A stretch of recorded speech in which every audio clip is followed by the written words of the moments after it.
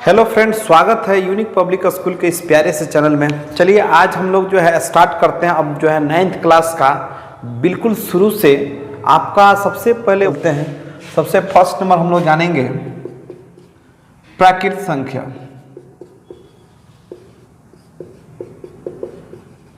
प्राकृत संख्या किसे कहते हैं? तो गिनती में आने वाली सभी संख्या को हम लोग प्राकृत संख्या कहते हैं। जैसे गिनती में हम लोग गिनती गिनते हैं, सबसे पहले कहते हैं 1 2 3 4 5, यानी ये जो है आपका 1 2 3 4 5 6 7 डॉट डॉट डॉट, इसी तरह अनंत।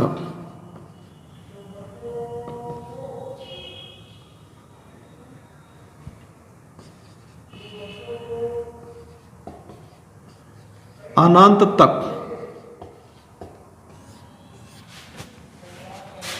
तो प्राकृत संख्या जो है आपकी शुरू होती है, इसकी जो शुरुआत होती है वो होती है 1 से, लेकिन इसकी जो अंतिम संख्या अगर बात किया जाए तो अंतिम संख्या हमें पता नहीं चल पाता है को क्या है।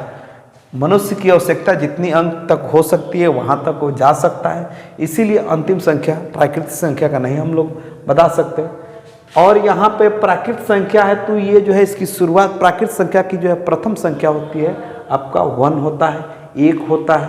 तो ये हुआ प्राकृत संख्या। प्राकृत संख्या का अगर आपको परिभाषा देना है तो आप बोल सकते हैं गिनती में आने वाली सभी संख्या को हम लोग प्राकृत संख्या कहते हैं। प्राकृत संख्या जैसे अब आपसे अगर पूछा जाए, प्रश्न में पूछा जाए क्या 5 एक प्राकृत संख्या है, तो है, क्योंकि 5 जो है गिनती में आता है। अब आपसे पूछा जाए 2.5 क्या प्राकृत संख्या है, तो जब हम लोग गिनती गिनते हैं तो ऐसे तो कभी नहीं गिनते हैं 1 1.5 फिर 2 2.5 3 ऐसे कर तो नहीं गिनते हैं। हम लोग गिनती गिनते हैं 1 2 3 4 5 करके ना, तो इसलिए ये आपका प्राकृत संख्या नहीं है। प्राकृत संख्या आप जो है इतना दिमाग में बैठा लेंगे कि जो आप गिनती में गिनते हैं, जो नंबर्स आते हैं वो आपका प्राकृत संख्या होता है। तो प्राकृत संख्या जो है आप परिभाषा आसानी से दे सकते हैं, गिनती में आने वाली सभी संख्या को हम लोग प्राकृत संख्या कहते हैं। अब इसके बाद हम लोग प्राकृत संख्या के बाद हम लोग चलते हैं पूर्ण संख्या। पूर्ण संख्या, पूर्ण संख्या किसे कहते हैं? तो पूर्ण संख्या जानना है तो सबसे पहले आप देखिए प्राकृत संख्या। प्राकृत संख्या जो जितने भी प्राकृत संख्या है उसमें एक और शामिल कर लेना है, आपको शून्य को शामिल करना है। प्राकृत संख्या जितना भी है उसमें एक और आपको शून्य को केवल शामिल कर लेना है, यानी जैसे 0 1 2 3 4 5 6 7 और चले जाइए अनंत तक, ठीक है। तो ये जो है आपका प्राकृत संख्या है। प्राकृत संख्या यहां से लेकर आपका जो है टोटल प्राकृत संख्या है। पर इसमें शून्य को शामिल कर लिया गया, शून्य को ले लिया गया, यानी अब जो है अगर हम शुरुआत शून्य से कर रहे हैं, अगर शुरुआत जो है शून्य से हो रहा है तो ये आपका पूर्ण संख्या कहलाता है। तो पूर्ण संख्या कहलाता है। अगर आपसे प्रश्न पूछा जाए क्या 5 एक प्राकृत संख्या है, तो 5 जो है प्राकृत संख्या है। 5 एक पूर्ण संख्या है, तो पूर्ण संख्या भी है, ये भी है। जितने भी प्राकृत संख्या है सब पूर्ण संख्या होते हैं। जितने भी प्राकृत संख्या 1 2 3 4 5 जितने भी है सभी जो है प्राकृत संख्या पूर्ण संख्या के अंतर्गत आता है। इसीलिए प्राकृत संख्या को पूर्ण संख्या भी हम लोग कह देते हैं। तो जितने भी प्राकृत संख्या वो सब पूर्ण संख्या होता है और शून्य से, लेकिन पूर्ण संख्या की शुरुआत जो है शून्य से होती है। इसकी प्रथम आपका पहली संख्या जो होती है वह शून्य होता है। और इसका भी देखिए अनंत, सबसे अंतिम वाली संख्या के बारे में अगर जानना चाहते हैं तो हम लोग अपने आवश्यकता अनुसार अब जहाँ तक जा सकता है, इसलिए उसको नहीं बताया जा सकता है कि वो क्या हो सकता है। पूर्ण संख्या समझने के बाद अब हम लोग जो है आगे बढ़ते हैं। पूर्ण संख्या के बाद हम लोग बढ़ते हैं पूर्णांक संख्या। पूर्णांक संख्या। पूर्णांक समस्या को समझने के लिए, पूर्णांक संख्या को समझने के लिए सबसे पहले आप जो है एक संख्या रेखा बनाए, संख्या रेखा बनाइए। और संख्या रेखा आप यहाँ मिडिल से 0, राइट साइड में जितने भी ये जो है धनात्मक हो जाते हैं, इधर जो है अनंत तक चला जाएगा। इधर जो है -1, -2, -3, -4, -5, ये भी अनंत तक चला जाएगा। तो देखिए पूर्णांक संख्या में क्या है, किसी पूर्ण संख्या में, ये जो पूर्ण संख्या है, इस पूर्ण संख्या में जो यहाँ से पूरा ये पूर्ण संख्या है, इस पूर्ण संख्या में अगर हम जो है ऋणात्मक संख्या को शामिल कर लेते हैं तो पूर्णांक संख्या बन जाता है। पूर्ण संख्या में यहाँ पे लिख भी सकते हैं, पूर्ण संख्या में ऋणात्मक संख्या को शामिल, ऋणात्मक संख्या को शामिल कर लिया जाए तो वह पूर्णांक संख्या कहलाता है। करना क्या है, जो पूर्ण संख्या कहाँ से शुरू होती है, शून्य से शुरू होकर वह जो है उसके बाद जो है 1 2 3 4 5 अनंत तक चला जाता है। तो पूर्ण संख्या में अगर आप ऋणात्मक संख्या यानी माइनस वाली जितनी भी संख्या है उसको अगर आप शामिल कर लेते हैं तो ये सभी संख्या को मिलाकर हम लोग जो है पूर्णांक संख्या कहते हैं। पूर्णांक संख्या इसको कहते हैं, यानी जो है पूर्ण संख्या में ऋणात्मक संख्या को शामिल कर लिया जाता है तो वह पूर्णांक संख्या कहलाता है। पूर्णांक संख्या ये सभी जो है पूर्णांक संख्या। अगर जो है -8 पूर्णांक संख्या है, -8 क्या पूर्ण संख्या है, तो नहीं है। इसलिए नहीं है कि इसमें जो है पूर्ण संख्या में ऋणात्मक संख्या नहीं है, केवल धनात्मक संख्या है। सब जो है क्या है, धनात्मक संख्या है, टोटली धनात्मक संख्या है। ये जो है ये न धनात्मक है न ऋणात्मक होता है। तो 8 जो है पूर्ण संख्या नहीं है, -8 पूर्ण संख्या नहीं है, -8 प्राकृत संख्या भी नहीं है, -8 है तो पूर्ण संख्या है। -8 क्या है, तो पूर्ण संख्या है। अगर यहाँ पे शून्य को लिया जाए तो शून्य जो है पूर्णांक संख्या भी है, शून्य जो है पूर्ण संख्या भी है, शून्य जो है प्राकृत संख्या, इसमें शून्य नहीं, प्राकृत संख्या नहीं है। शून्य जो है पूर्णांक संख्या हो सकता है, पूर्ण संख्या हो सकता है, पर प्राकृत संख्या नहीं हो सकता है, क्योंकि प्राकृत संख्या की शुरुआत जो है 1 से होती है। इसीलिए शून्य जो है आपका पूर्ण संख्या, पूर्णांक संख्या, लेकिन प्राकृत संख्या नहीं है। अब इसके बाद हम लोग आते हैं 4 नंबर क्वेश्चन में, हम लोग परिमेय संख्या,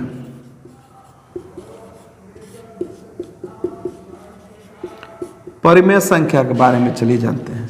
परिमेय संख्या, जिस संख्या को p/q के रूप में लिखा जा सके, जिस संख्या को p/q के रूप में लिखा जा सके, जिस संख्या को p/q के रूप में लिखा जा सके, जहां p और q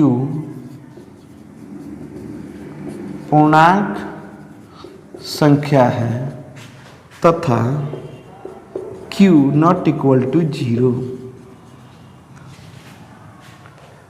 जिस संख्या को p/q यानी बट्टा के रूप में लिखा जा सकता है, जहां पे p और q क्या होना चाहिए, पूर्णांक संख्या होना चाहिए। जैसे अगर 1 है तो 1 जो है आपका पूर्णांक संख्या, परिमेय संख्या इसीलिए क्योंकि इसके नीचे 1 छुपा है, यानी ये जो है p के रूप में इसमें है 1 और q के रूप में इसमें है 1। तो इसलिए ये दोनों जो है 1 1 क्या हुए, 1 और 1 जो है आपका पूर्णांक संख्या है, 1 1 जो है पूर्णांक संख्या है, यहाँ पे देख सकते हैं। अच्छा, अब हम लेते हैं -2। तो -2 एक परिमेय संख्या है, इसलिए है कि आप यहाँ पे देख सकते हैं, यहाँ पे 1 का जिक्र हुआ। अब जो है -2 का जिक्र करते हैं इसमें, तो -2 भी एक जो है परिमेय संख्या है, इसलिए कि इसके नीचे 1 है, यानी यहाँ पे p की जगह पे -2 है और q की जगह पे क्या है 1 है। -2 और 1 जो है पूर्णांक संख्या है, और यहाँ पे परिभाषा भी कर रहा है p और q पूर्णांक संख्या है। तो पूर्णांक संख्या है तो ये परिमेय संख्या है। -2 एक परिमेय संख्या है, इसलिए है कि -2 जो है पूर्णांक संख्या है। पूर्णांक संख्या में देखो -2 भी है और q 1 है, तो 1 जो है क्या है पूर्णांक संख्या। अगर हम बात जैसे यहाँ पे लिख दे, अगर जो है 5/0 ये परिमेय संख्या है कि नहीं, इस पे हम लोग बात करते हैं। तो 5/0 जो है, अगर इसके नीचे ऊपर हो गया अंश, नीचे हो गया हर, हर में 0 नहीं होना चाहिए। यहाँ पे बोला है q जो है 0 नहीं होना चाहिए, बराबर नहीं होना, 0 के बराबर नहीं, 0 हो ही नहीं सकता है। यहाँ पे p की जगह पे क्या है 5 है, और q की जगह पे क्या है 0 है, जबकि ये मना कर रहा है परिभाषा नीचे 0 नहीं हो सकता, ये अपरिभाषित हो जाएगा। ये जो है आपका परिमेय संख्या नहीं हो सकता है। तो आप परिमेय संख्या के बारे में समझ सकते हैं, यानी जिस संख्या को p/q यानी बटा के रूप में लिख सकते हैं। जैसे हम यहाँ पे और ले रहे हैं, यहाँ पे 1.1 ले रहे हैं, 1.1 ले रहे हैं, तो क्या ये परिमेय संख्या है? बिल्कुल है, इसलिए क्योंकि इसको p/q के रूप में हम लोग लिख सकते हैं। जैसे देखो 1.1 को हम लोग 1.1 रहने देते हैं, यहाँ पे दशमलव बैठा के इसको दशमलव हटाते हैं, तो यहाँ पे आ गया 11/10 आ गया, जहाँ क्या है p बराबर है 11 और q बराबर हो गया 10। तो दोनों जो है पूर्णांक संख्या है, इसलिए ये जो है एक क्या है परिमेय संख्या है। ये 1.1 परिमेय संख्या है। जैसे इस तरह की और भी हो सकते हैं, जैसे 5.3 ले 5.3 भी एक क्या है परिमेय संख्या है। तो परिमेय संख्या के बारे में समझ सकते हैं, जिसको आप p/q यानी बट्टा के रूप में लिख सकते हैं, जहाँ पे p और q क्या होना चाहिए पूर्णांक संख्या होना चाहिए, वह जो है परिमेय संख्या है। तो आप परिमेय संख्या के बारे में अगर प्राकृत संख्या के फिर से हम चलते हैं, तो प्राकृत संख्या किसे कहते हैं? तो गिनती में आने वाली सभी संख्या को हम लोग प्राकृत संख्या कहते हैं। पूर्ण संख्या किसे कहते हैं? तो पूर्ण संख्या प्राकृत संख्या में शून्य को शामिल कर लिया जाता है। आपको अगर परिभाषा लिखना है तो वीडियो को स्किप करके आप उसको जो है पॉज करके आप लिख सकते हैं। तो प्राकृत संख्या किसे कहते हैं? तो गिनती में आने वाली सभी संख्या को प्राकृत संख्या कहते हैं। जैसे 1 2 3 4 से इसकी शुरुआत होती है। पूर्ण संख्या जो होता है, तो प्राकृत संख्या में ये सारे प्राकृत संख्या, यानी यहाँ से सारे प्राकृत संख्या में केवल शून्य को जब शामिल कर लिया जाता है तो वह पूर्ण संख्या बन जाता है। अब पूर्णांक संख्या किसे कहते हैं? तो पूर्णांक संख्या क्या होता है कि जो पूर्ण संख्या होता है उसमें ऋणात्मक संख्या, यानी ये अभी तक तो यहाँ से देख रहे थे धनात्मक था, 0 के बाद इधर ऋणात्मक नहीं था पूर्ण संख्या में, लेकिन अब इसमें ऋणात्मक भी ले लेना है आपको। ऋणात्मक संख्या जो है सभी जो है क्या कहलाए? तो ऋणात्मक संख्या, शून्य और धनात्मक संख्या, इन सभी संख्याओं के मेल को हम लोग पूर्णांक संख्या कहते हैं। यानी इसका परिभाषा हम लोग ऐसे लिख सकते हैं, पूर्ण संख्या में ऋणात्मक संख्या को शामिल कर लिया जाता है तो वह पूर्णांक संख्या कहलाता है। तो परिमेय संख्या के बारे में अब आ जाते हैं। तो परिमेय संख्या किसे कहते हैं? जिस संख्या को p/q के रूप में लिखा जा सके, जहां p और q पूर्णांक संख्या है तथा q नॉट इक्वल टू 0, यानी 0 के बराबर नहीं होना चाहिए। तो कोई भी जैसे एक लिए इसके नीचे 1 ऑलरेडी रहता है, तो ये p की जगह पे हो गया 1 और q की जगह पे हो गया 1। ये जो है आपका क्या है परिमेय संख्या है। तो परिमेय संख्या का और भी उदाहरण जैसे -2 है, इसके नीचे 1 है, यानी p की जगह पे -2 q की जगह पे 1, तो ये दोनों पूर्णांक संख्या है। तो ये जो है -2 ये क्या है परिमेय संख्या है। ये 5 के नीचे 0 था, जबकि 0 नहीं होना चाहिए, q यानी हर में जो है 0 नहीं रहना चाहिए, तो ये अपरिभाषित हो गया। 1 जो है ये एक परिमेय संख्या है। इस तरह की और भी दशमलव वाली संख्या आप ले सकते हैं, जिसको हम p/q के रूप में लिख सकते हैं, तो परिमेय संख्या है। तो इस तरह से हम लोग जो है परिमेय संख्या के बारे में आसानी से समझ गए। अब सेम टू सेम इस अपरिमेय संख्या का अगर बात करें, तो अपरिमेय संख्या परिमेय संख्या का बिल्कुल विपरीत होता है, यानी जिसको p/q के रूप में लिखा न जा सके। जैसे इसको जो है हम अभी मिटा रहे हैं, इसके नीचे हम आपको बता रहे हैं अपरिमेय संख्या।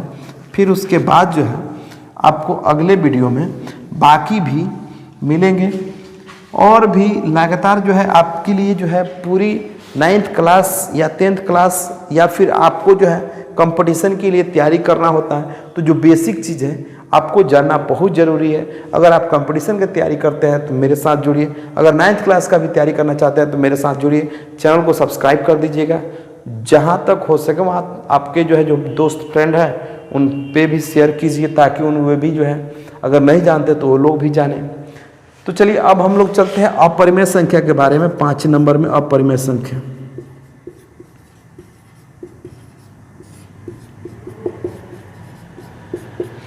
अपरिमेय संख्या बिल्कुल इसका विपरीत लिखिए। जिस संख्या को p/q के रूप में नहीं लिखा जा सके, जहाँ p और q पूर्णांक संख्या है तथा q नॉट इक्वल टू 0 है। तो यहाँ पे क्या होना चाहिए कि आप जो है इसको जो है जैसे रूट में जो भी संख्या होती है जो बाहर नहीं निकल सकती, जैसे √2 हो गया, √2 हो गया, इसको आप p/q के रूप में नहीं लिख सकते हैं। इसको बाहर निकाल ही नहीं पाएंगे, क्योंकि लगातार जो है अंक आती चले जाएगी। √3 हो गया, रूट वाली जो संख्याएं होती है ये नहीं हो पाएगा, बाहर निकल कर पड़ता है। फिर उसके बाद पाई भी एक अपरिमेय संख्या है, ये जो है परीक्षा में कई बार पूछता है। पाई जो है परिमेय संख्या, अपरिमेय संख्या एक अपरिमेय संख्या है, हमेशा ध्यान में रखना है। उसके बाद आप देखेंगे कि इस तरह की कुछ संख्या जैसे 1 आता है, दशमलव आता है, 1 आता है, 1 ठो 0 के बाद दो ठो जो है 1 आएगा, फिर 0 के बाद 3 ठो, फिर 1 0 के बाद फिर 4 ठो 1। इस तरह से जो है अगर बढ़ती हुई संख्या आपको मिले तो ये सारी जो है अपरिमेय संख्या होती है। इसको हम जो है p/q के रूप में यानी बटा के रूप में नहीं लिख सकते हैं। तो इसलिए इस तरह की जितने भी संख्याएं आपको देखने को मिलेगा सब वो अपरिमेय संख्या होगा। तब तक के लिए आप इतना कंप्लीट कीजिए, बाकी जो है और भी आपको बहुत सारे वीडियो मिलेंगे।